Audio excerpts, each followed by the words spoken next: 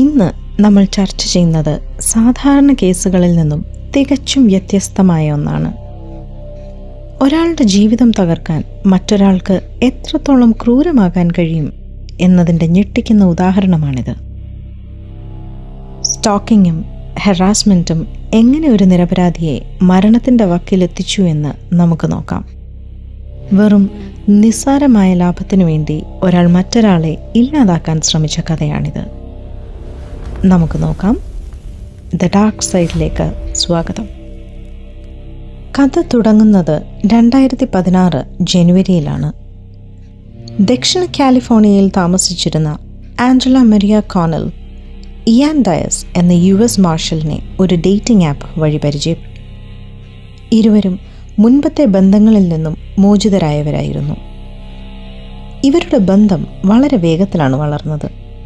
പരിചയപ്പെട്ട് വെറും 1 മാസത്തിനുള്ളിൽ അവർ വിവാഹിതരായി. ഇയാൻ മുൻപ് താമസിച്ചിരുന്ന അനാഹൈമിലെ കോണ്ടോയിലേക്ക് ആഞ്ചല താമസം മാറി. ഈ വീടിനെ ചൊല്ലി ഇയാനും മുൻ കാമുകി മിഷേൽ ഹാഡ്ലിയും തമ്മിൽ വലിയൊരു നിയമ പോരാട്ടം നടക്കുന്നുണ്ടായിരുന്നു. 2016 മെയ് മാസത്തിൽ ആഞ്ചല താൻ ഗർഭിണിയാണെന്നും ഇരട്ടക്കുട്ടികളാണെന്നും അറിയിച്ചു. ആ കുടുംബം വലിയ സന്തോഷത്തിലായിരുന്നു.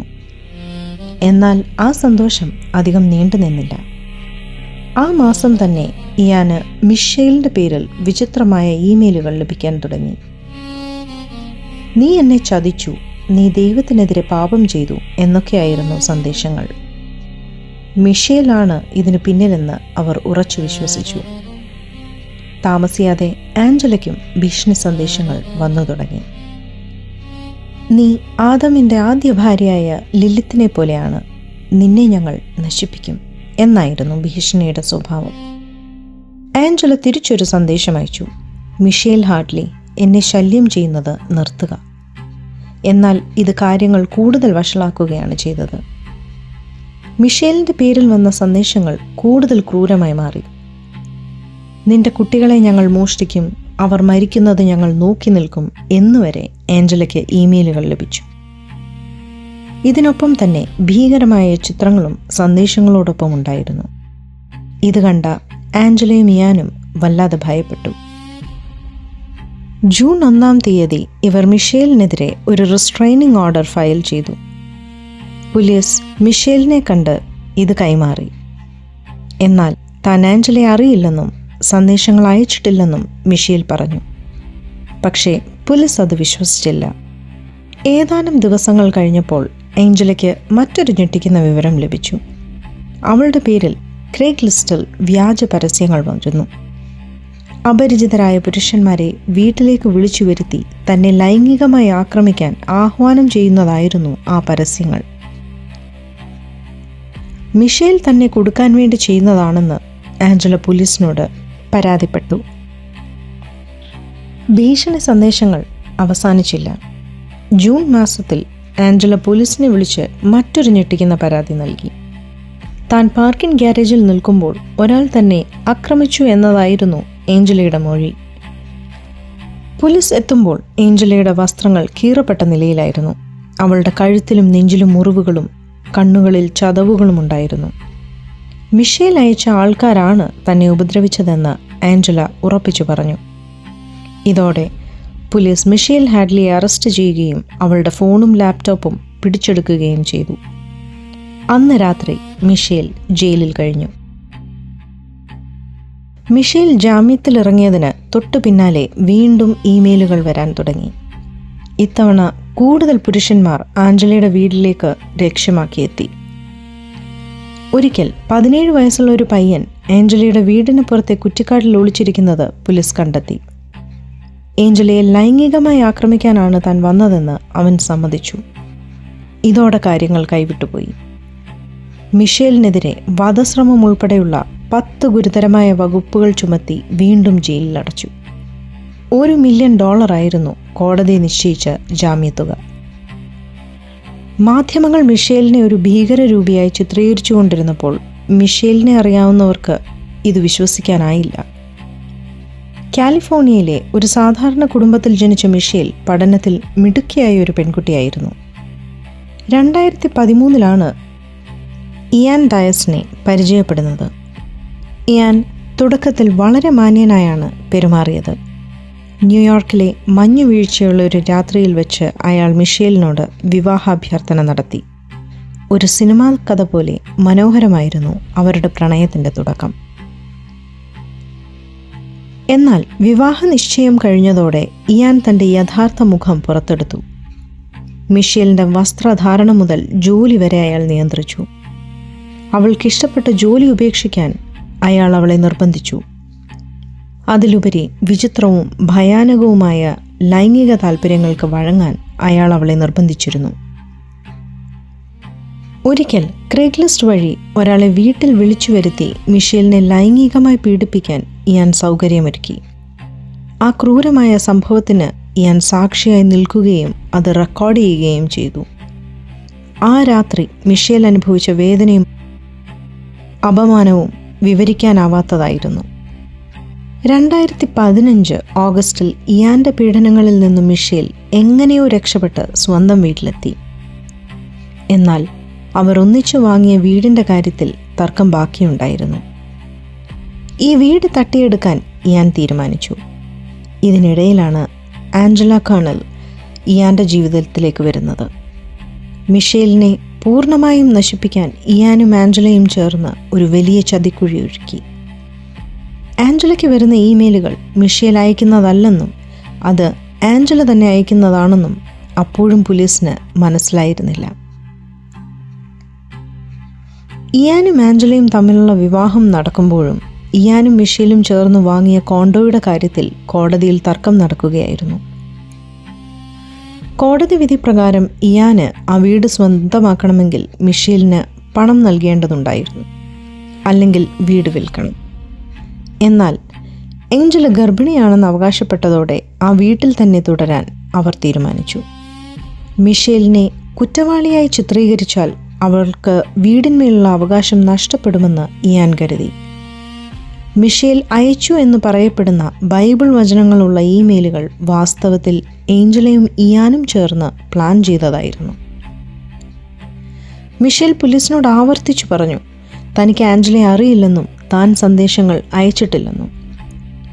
എന്നാൽ ഇയാൻ ഒരു US മാർഷൽ ആയതുകൊണ്ട് പോലീസ് അയാളുടെ വാക്കുകൾക്ക് കൂടുതൽ വില നൽകി. ആഞ്ചലയുടെ പരാതികൾ ലഭിച്ച ഉടൻ തന്നെ മിഷേലിനെ അറസ്റ്റ് ചെയ്യാൻ അവർ താൽപ്പര്യം കാണിച്ചു. മിഷേലിൻ്റെ വീട്ടിൽ നടത്തിയ പരിശോധനയിൽ പോലീസിന് ഒന്നും കണ്ടെത്താനായില്ലെങ്കിലും ആഞ്ചല ഹാജരാക്കിയ വ്യാജ ഇമെയിൽ പ്രിൻ്റ് ഔട്ടുകൾ മിഷേലിനെ ജയിലിൽ അടയ്ക്കാൻ പോലീസിന് മതിയായ തെളിവായി. മിഷേൽ ജയിലിൽ നരകിക്കുമ്പോൾ പുറത്ത് അവളുടെ മാതാപിതാക്കളായ മൈക്കിളും സുസൈനും മകളെ രക്ഷിക്കാൻ വഴി തേടുകയായിരുന്നു. മകൾ ഒരിക്കലും ഇത്തരമൊരു തെറ്റ് ചെയ്യില്ലെന്ന് അവർക്ക് ഉറപ്പായിരുന്നു. അവർ ഒരു സ്വകാര്യ വക്കീലിനെ വാടകയ്ക്കെടുത്തു. അവർ സ്വന്തം നിലയിൽ അന്വേഷണം തുടങ്ങി. ആഞ്ചലയ്ക്ക് ലഭിച്ച ഓരോ ഇമെയിലും അവർ സൂക്ഷ്മമായി പരിശോധിച്ചു. ഈ ഇമെയിലുകൾ അയച്ച സമയത്ത് മിഷേൽ എവിടെയായിരുന്നു എന്ന് അവർ കണ്ടെത്തി. പല ഇമെയിലുകളും അയച്ച സമയത്ത് മിഷേൽ കോളേജിൽ പരീക്ഷ എഴുതുകയായിരുന്നു. പരീക്ഷാ ഹാളിൽ ഇരുന്നു കൊണ്ട് അവൾക്ക് എങ്ങനെ ഫോൺ ഉപയോഗിക്കാൻ കഴിയും എന്ന ചോദ്യം അവർ ഉയർത്തി. അന്വേഷണത്തിലെ ഏറ്റവും വലിയ ട്വിസ്റ്റ് സംഭവിക്കുന്നത് ഇവിടെയാണ്. മിഷേലിൻ്റെ വക്കീൽ ഇമെയിലുകളുടെ IP അഡ്രസ് പരിശോധിക്കാൻ ആവശ്യപ്പെട്ടു. ഈ ഡിജിറ്റൽ തെളിവുകൾ പരിശോധിച്ചപ്പോൾ ഞെട്ടിക്കുന്ന വിവരങ്ങൾ പുറത്തു വന്നു. മിഷേലിൻ്റെ പേരിൽ ആഞ്ചലയ്ക്ക് ലഭിച്ച ഇമെയിലുകൾ ലോഗിൻ ചെയ്തിരിക്കുന്നത് മിഷേലിൻ്റെ വീട്ടിൽ നിന്നല്ല, മറിച്ച് ആഞ്ചലയും ഇയാനും താമസിക്കുന്ന അതേ വീട്ടിൽ നിന്നാണ്. കൂടാതെ ആഞ്ചലയുടെ അച്ഛൻ്റെ ആരിസോണയിലുള്ള വീട്ടിൽ നിന്നും ചില ഇമെയിലുകൾ പോയിട്ടുണ്ടെന്ന് കണ്ടെത്തി. ആഞ്ചല തന്നെ ഭീഷണിപ്പെടുത്തുന്ന ഇമെയിലുകൾ അയച്ച് മിഷേലിനെ കുടുക്കുകയായിരുന്നുവെന്ന് ഇതോടെ വ്യക്തമായി. ഗൂഢാലോചന ഇമെയിലുകളിൽ മാത്രം ഒതുങ്ങിയില്ല. ആഞ്ചല അവകാശപ്പെട്ട ഗർഭവും ഒരു വലിയ നുണയായിരുന്നു. ഇയാനെ തൻ്റെ കൂടെ നിർത്താനും മിഷേലിനെതിരെ സഹതാപം പിടിച്ചുപറ്റാനും അവൾ ഒരു വ്യാജ സോണോഗ്രാം ചിത്രമുണ്ടാക്കി. ഈ ചിത്രം അവൾ ഓൺലൈൻ വെബ്സൈറ്റിൽ നിന്നും വാങ്ങിയതാണെന്ന് പിന്നീട് തെളിഞ്ഞു. സത്യം പുറത്തു വരാൻ തുടങ്ങിയതോടെ ഇയാൻ ഡയസ് താൻ ഒന്നും അറിഞ്ഞില്ലെന്ന് പറഞ്ഞ് ആഞ്ചലയെ തള്ളിപ്പറയാൻ തുടങ്ങി. എന്നാൽ ആ ചതിയുടെ ആഴം പോലീസിന് അപ്പോഴും പൂർണ്ണമായി മനസ്സിലായിരുന്നില്ല. IP അഡ്രസ്സിലെ തെളിവുകൾ പുറത്തു വന്നതോടെ മിഷേലിനെ കൂടുതൽ കാലം ജയിലിലിടാൻ പോലീസിന് കഴിഞ്ഞില്ല. 88 ദിവസത്തെ നരകയാതനയ്ക്ക് ശേഷം 2016 ഒക്ടോബറിൽ മിഷേൽ ജയിൽ മോചിതയായി. എന്നാൽ അവൾ പൂർണ്ണമായും സ്വതന്ത്രയായിരുന്നില്ല. കേസ് അവസാനിക്കുന്നതുവരെ അവൾക്ക് കണങ്കാലിൽ ഒരു GPS മോണിറ്റർ ധരിക്കേണ്ടി വന്നു. താൻ നിരപരാധിയാണെന്ന് ലോകത്തിനു മുന്നിൽ തെളിയിക്കാൻ അവൾക്ക് മാസങ്ങൾ കൂടി കാത്തിരിക്കേണ്ടി വന്നു.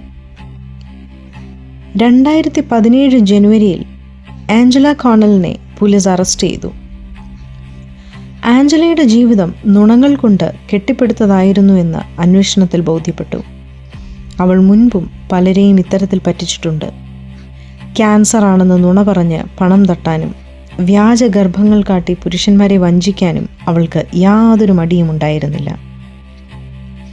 മിഷേലിനെ കൊടുക്കാൻ അവൾ ഉപയോഗിച്ച അതേ വിദ്യകൾ മുൻപത്തെ പല ബന്ധങ്ങളിലും അവൾ പ്രയോഗിച്ചിട്ടുണ്ടെന്ന് പോലീസ് കണ്ടെത്തി. ആഞ്ചലയുടെ കമ്പ്യൂട്ടറിൽ നിന്നും darkness within the Angela Diaz story എന്ന പേരിൽ ഒരു സിനിമ തിരക്കഥ വരെ പോലീസ് കണ്ടെടുത്തു. തൻ്റെ ഈ ക്രൂരതകൾ ഒരു സിനിമയാക്കി മാറ്റാനായിരുന്നു അവളുടെ plan. Orange county district attorney ഒരു പത്രസമ്മേളനം വിളിച്ച് മിഷേൽ ഹാഡ്ലി പൂർണ്ണമായും നിരപരാധിയാണെന്ന് ഔദ്യോഗികമായി പ്രഖ്യാപിച്ചു. ആഞ്ചലയ്ക്കെതിരെ തട്ടിക്കൊണ്ടുപോകൽ, വ്യാജരേഖ ചമയ്ക്കൽ, പോലീസിനെ തെറ്റിദ്ധരിപ്പിക്കൽ തുടങ്ങി നിരവധി കുറ്റങ്ങൾ ചുമത്തി. മിഷേലിൻ്റെ പേരിൽ ചാർജ് ചെയ്തിരുന്ന എല്ലാ കേസുകളും കോടതി റദ്ദാക്കി. കോടതിക്ക് പുറത്തിറങ്ങിയ മിഷേൽ മാധ്യമങ്ങളോട് സംസാരിച്ചു. എൻ്റെ സുഹൃത്തുക്കൾക്കും കുടുംബാംഗങ്ങൾക്കും എന്നെ അറിയാമായിരുന്നു. ഞാനത് ചെയ്യില്ലെന്ന് അവർക്കുറപ്പായിരുന്നു എന്ന് അവൾ വിതുമ്പലോടെ പറഞ്ഞു. ഏഞ്ചല കുറ്റസമ്മതം നടത്തി. അവൾക്ക് 5 വർഷം തടവ് ശിക്ഷ ലഭിച്ചു. എന്നാൽ യഥാർത്ഥ വില്ലനായ ഇയാൻ ഡയസ് അപ്പോഴും സ്വതന്ത്രനായി നടക്കുകയായിരുന്നു. ആഞ്ചലയാണ് തന്നെ പറ്റിച്ചതെന്ന അയാളുടെ വാദം അന്ന് പോലീസ് വിശ്വസിച്ചു. ഇയാൻ തൻ്റെ ഔദ്യോഗിക പദവി ഉപയോഗിച്ച് കേസിൽ നിന്നും തടിയൂരി. മിഷേലിനെ സംബന്ധിച്ചിടത്തോളം ഇത് വലിയൊരു നീതികേടായിരുന്നു. ഇയാൻ്റെ അറിവോടുകൂടി മാത്രമേ ഇത്രയും വലിയൊരു ഗൂഢാലോചന നടക്കൂ എന്ന് അവൾ ഉറച്ചു വിശ്വസിച്ചു. മിഷേലിൻ്റെ ജീവിതം തകർത്തതിൽ ഇയാനുള്ള പങ്ക് തെളിയാൻ പിന്നെയും വർഷങ്ങളെടുത്തു. സത്യം അധികകാലം മൂടിവെക്കാൻ ഇയാന് കഴിഞ്ഞില്ല. ഫെഡറൽ ഏജന്റുമാർ ഇയാനായി നിരീക്ഷിച്ചു വരികയായിരുന്നു. 2017 തന്നെ അയാൾക്കെതിരെ ഒരു അന്വേഷണം ആരംഭിച്ചിരുന്നു. ഇയാൻ്റെ ഔദ്യോഗിക ഫോണിൽ നിന്നും ഇമെയിലുകൾ പോയിട്ടുണ്ടെന്ന് അവർ കണ്ടെത്തി. ക്രെയ്ഗ് ലിസ്റ്റിൽ പരസ്യം നൽകിയതും അതിന് മറുപടി നൽകിയതും ഇയാൻ തന്നെയായിരുന്നു എന്നതിന് ഡിജിറ്റൽ തെളിവുകൾ ലഭിച്ചു. തൻ്റെ പദവി ദുരുപയോഗം ചെയ്ത് ഒരു നിരപരാധിയെ ജയിലിൽ അടയ്ക്കാൻ ശ്രമിച്ചതിന് ഇയാൻ ഡയസ് ഒടുവിൽ നിയമത്തിനു മുമ്പിൽ അകപ്പെടാൻ പോകുന്ന നിമിഷങ്ങളായിരുന്നു അത്. വർഷങ്ങൾ നീണ്ട ഫെഡറൽ അന്വേഷണത്തിനൊടുവിൽ 2023 മാർച്ചിൽ നീതിയുടെ വാതിൽ ഇയാൻ ഡയസിന് മുന്നിൽ കൊട്ടിയടയ്ക്കപ്പെട്ടു. ഏഞ്ചലയെ കരുവാക്കി മിഷേലിനെ നശിപ്പിക്കാൻ ശ്രമിച്ച മാസ്റ്റർ മൈൻഡ് ഇയാൻ തന്നെയാണെന്ന് കോടതി കണ്ടെത്തി. സ്വന്തം ഗവൺമെൻറ് ഫോണും IP അഡ്രസ്സും ഉപയോഗിച്ചാണ് ഇയാൻ ഈ ക്രൂരതകൾക്ക് നേതൃത്വം നൽകിയതെന്ന് തെളിഞ്ഞു. മിഷേൽ തൻ്റെ ജീവിതത്തിലെ ഏറ്റവും വലിയ പോരാട്ടം ജയിച്ച നിമിഷമായിരുന്നു അത്. കോടതി ഇയാൻ ഡയസിനെ 10 വർഷം ഫെഡറൽ തടവിന് ശിക്ഷിച്ചു. ശിക്ഷാവിധി കേൾക്കാൻ മിഷേൽ കോടതിയിൽ പോയില്ല. പകരം അന്ന് അവൾ തൻ്റെ ആദ്യത്തെ കുഞ്ഞിന് ജന്മം നൽകുകയായിരുന്നു. ഒരു പുതിയ ജീവിതത്തിൻ്റെ ഉദയമായിരുന്നു അത്. മിഷേൽ ഹാഡ്ലിക്കുണ്ടായ നഷ്ടങ്ങൾ പണം കൊണ്ടളക്കാവുന്നതല്ല. അവൾക്ക് തൻ്റെ ജോലി നഷ്ടപ്പെട്ടു, MBA പഠനം പാതി വഴിയിൽ ഉപേക്ഷിക്കേണ്ടി വന്നു, മാസങ്ങളോളം ജയിലിൽ നരകിക്കേണ്ടി വന്നു. എങ്കിലും അവൾ തളർന്നില്ല. അനഹൈം പോലീസ് ഡിപ്പാർട്ട്മെൻറ്റിനും സിറ്റിക്കുമെതിരെ അവൾ നിയമ പോരാട്ടം നടത്തി. $1.8 മില്യൺ നഷ്ടപരിഹാരം നേടിയെടുത്തു. ഇന്ന് അവളൊരു ബിസിനസ് സംരംഭകയാണ്. താൻ അനുഭവിച്ച വേദനകൾ മറ്റാർക്കും ഉണ്ടാകരുത് എന്ന ലക്ഷ്യത്തോടെ ഗാർഹിക പീഡനത്തിന് ഇരയായവരെ സഹായിക്കാൻ അവൾ മുന്നിലുണ്ട്. മിഷേൽ ഹാഡ്ലിയുടെ ഈ കഥ വെറുമൊരു ക്രൈം സ്റ്റോറി അല്ല. അത് ഒരു സ്ത്രീയുടെ അജേയമായ മനക്കരുത്തിൻ്റെ പ്രഖ്യാപനമാണ്. അധികാരം കയ്യിലുള്ളവർ അടിച്ചമർത്താൻ നോക്കിയപ്പോഴും ലോകം മുഴുവൻ കുറ്റവാളിയായി മുദ്രകുത്തിയപ്പോഴും അവൾ സത്യത്തിൽ വിശ്വസിച്ചു. ഒരു വശത്ത് ചതിയുടെയും നുണകളുടെയും കരിനിഴൽ വീഴ്ത്തിയ ഇയാനും ആഞ്ചലയും, മറുവശത്ത് സത്യത്തിനായി പോരാടിയ മിഷേൽ. കാലം തെളിയിച്ചത് ഒന്നു മാത്രം: അധികാരത്തിൻ്റെ കരുത്തിനേക്കാൾ വലുതാണ് സത്യത്തിൻ്റെ തിളക്കം. മിഷേൽ ഒരിക്കൽ പറഞ്ഞതുപോലെ, കഷ്ടപ്പാടുകൾ അനുഭവിച്ച പെൺകുട്ടിയായിട്ടല്ല, മറിച്ച് തിരിച്ചു പോരാടി ജയിച്ചവളായി ലോകം എന്നെ ഓർക്കണം. അതേ മിഷേൽ, ലോകം നിങ്ങളെ ഓർക്കുന്നത് ഒരു അതിജീവിതയായാണ്, തളർന്നു പോകാത്ത ഒരു പോരാളിയായാണ്. ഈ കഥ നമുക്ക് നൽകുന്ന പാഠവും അതുതന്നെയാണ്. എത്ര ഇരുണ്ട രാത്രിയായാലും സത്യത്തിൻ്റെ പുലരി ദൂരെയല്ല. വഞ്ചനയുടെ ചങ്ങലകൾ പൊട്ടിച്ചെറിഞ്ഞ് മിഷേൽ ഹാഡ്ലി ഇന്ന് ഉയരങ്ങളിൽ പറക്കുന്നു. ആ പോരാട്ട വീര്യത്തിന് മുന്നിൽ നമുക്ക് ശിരസ്സ് നമിക്കാം. നന്ദി.